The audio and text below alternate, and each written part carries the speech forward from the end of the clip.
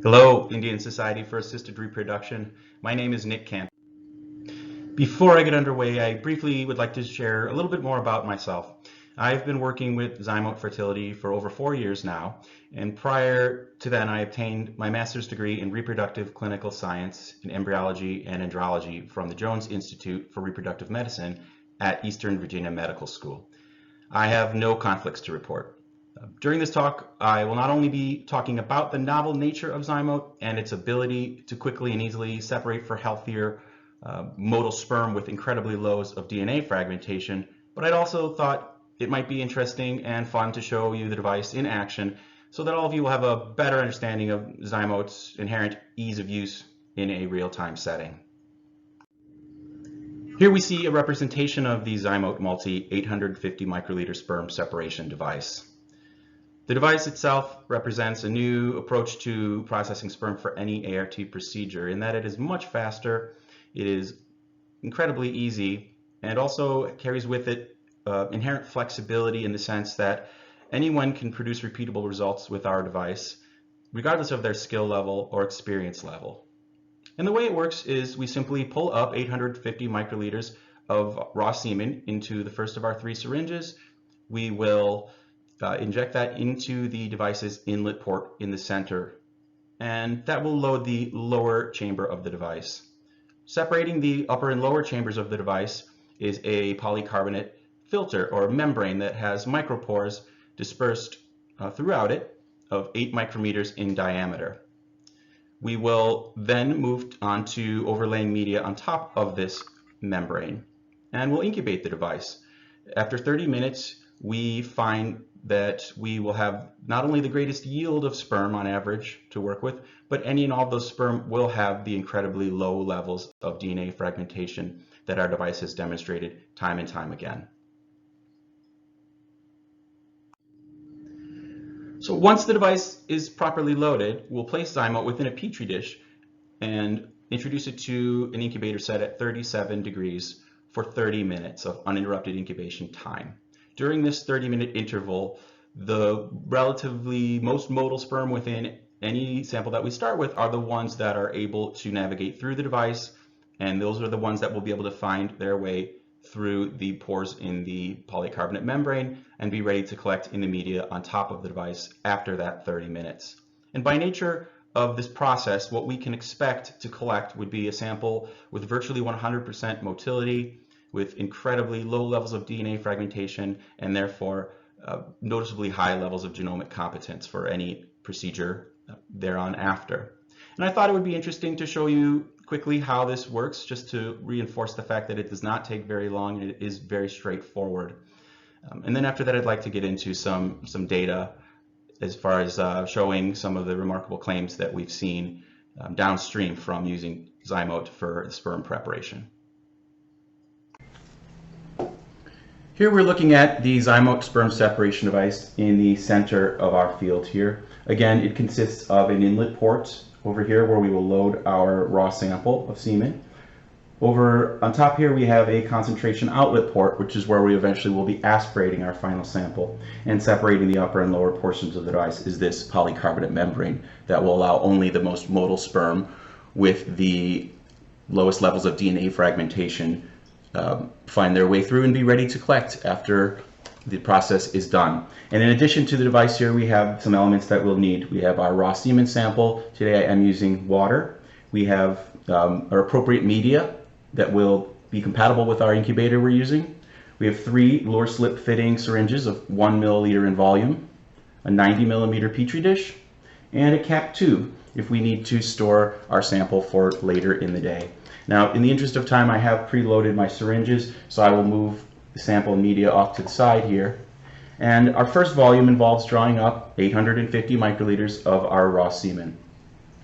Once we have that loaded and ready to go in the first of our 3 syringes, I will approach the inlet port, provide a little downward pressure to make sure I have a tight seal, and we will begin slowly loading our semen sample. And you'll be able to see underneath the membrane our progress as the sample begins to fill the lower chamber of the device. We do want to ensure that all 850 microliters are delivered successfully into the device. And that is our first step.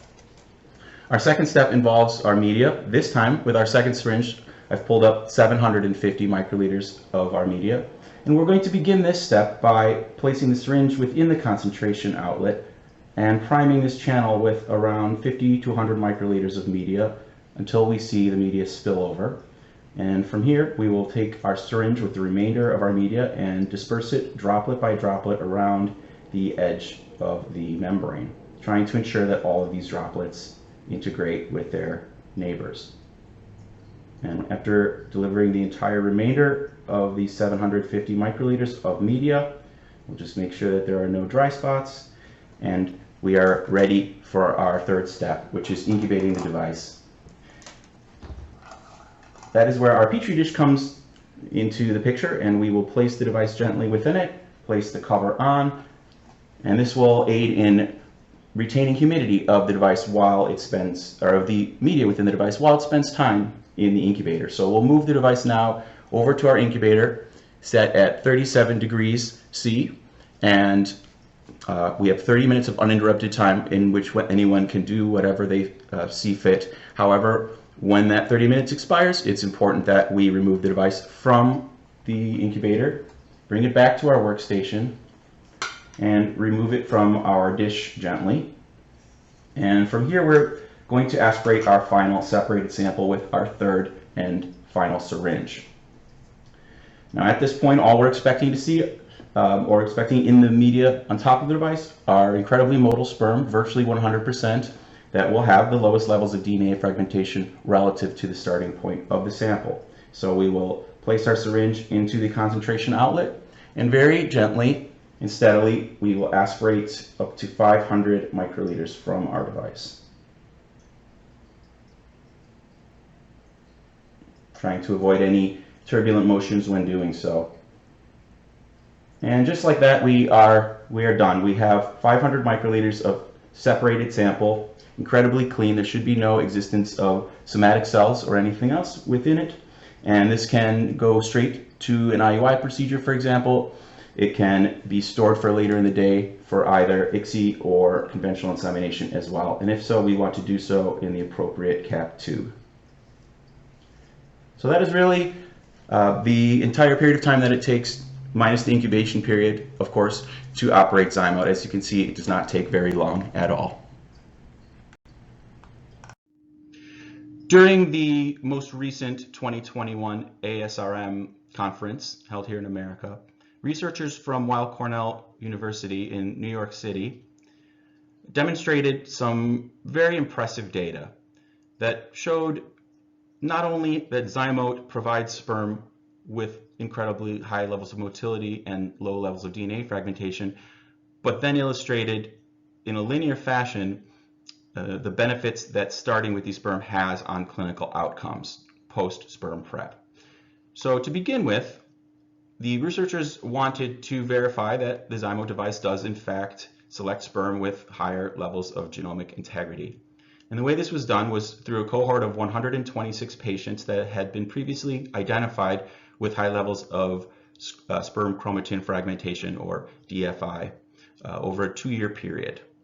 And what we see here is several factors were measured. The motility of the raw sample was on average 34% amongst this group. With density gradient, the motility went up to 61.2%. And with ZyMot, the motility skyrocketed all the way up to 96.3%. And this is by nature of how our device works, as I mentioned. We should expect virtually 100% motile sperm. When it came to morphology, there were 2.2 plus 1% with the raw group, falling to 2% with density gradient, and improving to 3% or so with ZyMot. So there are some added benefits there.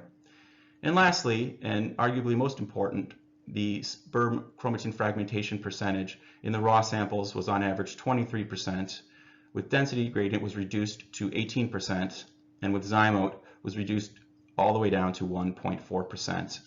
And these are findings that we have verified over and over and what people have expected to see from our device. So this just showed that sperm with higher genomic integrity are facilitated with the use of ZyMot. And this allowed the researchers to feel more confident in exploring the clinical benefits of ZyMot with their patients. Now the question researchers were asking was, do ZyMot sperm, with their very low levels of chromatin fragmentation, do they lead to better clinical outcomes versus sperm derived from density gradient centrifugation within the same group of patients and within subsequent cycles? So in total, there were 21 patients that have known high levels of sperm chromatin fragmentation that had underwent 36 ICSI cycles with density gradient derived sperm. Then these same 21 men came back and underwent a subsequent 26 ICSI cycles with ZyMot. So it's the same cohort of patients in subsequent cycles, the only thing changing being the method of processing sperm. So once again, as a control, they wanted to test this specific cohort for both raw density gradient and ZyMot sperm chromatin fragmentation levels.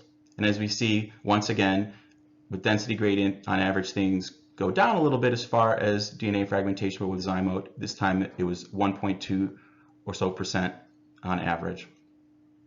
So what we see with the bar graphs below in figure 3 are the density gradient sperm represented with the yellow bar and the ZyMot device derived sperm represented with the black bar. So with the previous cycle, with density gradient sperm, the implantation rate was on average 5.1%. Subsequently, with ZyMot being the method for separating sperm, the implantation rate went up to 30.8% on average. We see this trend with clinical pregnancies as well, 10.3% from the density gradient group and 53.8% with the ZyMot sperm. Ongoing and delivery rates were also reflecting this trend, 5.1% with the density gradient centrifugation sperm and 53.8% with ZyMot sperm. And lastly, miscarriage rates were 50% in this population with density gradient derived sperm and 0% with ZyMot sperm. So as we can see, clinical outcomes for this group of patients with previously known levels of DNA fragmentation and previous pregnancy loss clearly reflect that ZyMot sperm make a difference for clinical outcomes.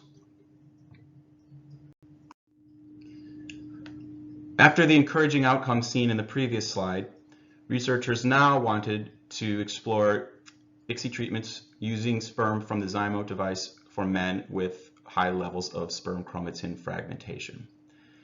Now, this is different than as before, where the groups were compared based on previous density gradient cycles. At this point, they opened up using ZyMot for all men with identified high levels of DNA fragmentation.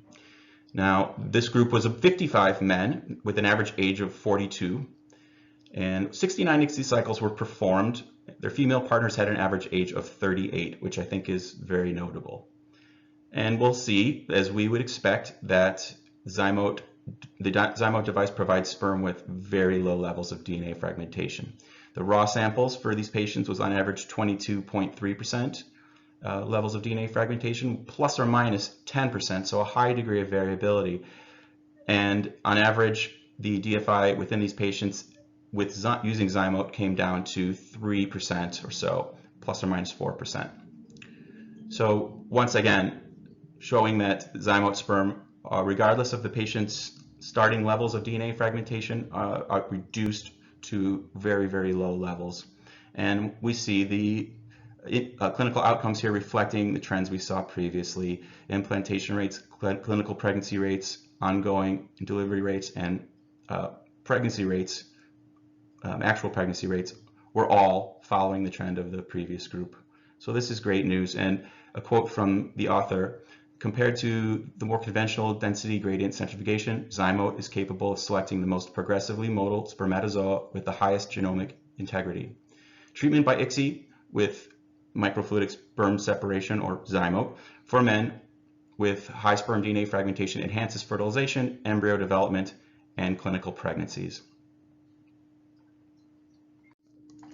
Thank you all for your time, attention, and for your willingness to learn more about how ZyMot can provide numerous benefits for any lab, any patient sample, but ultimately for patients themselves, as they will always remain our ultimate priority. I would like to close by leaving you all with a quick video demonstration of a new and exciting online ZyMot training software powered by our friends at LaQuest, who we worked with to create this. It's an easy, fun, interactive, and effective way of learning how to use ZyMot in a virtual context.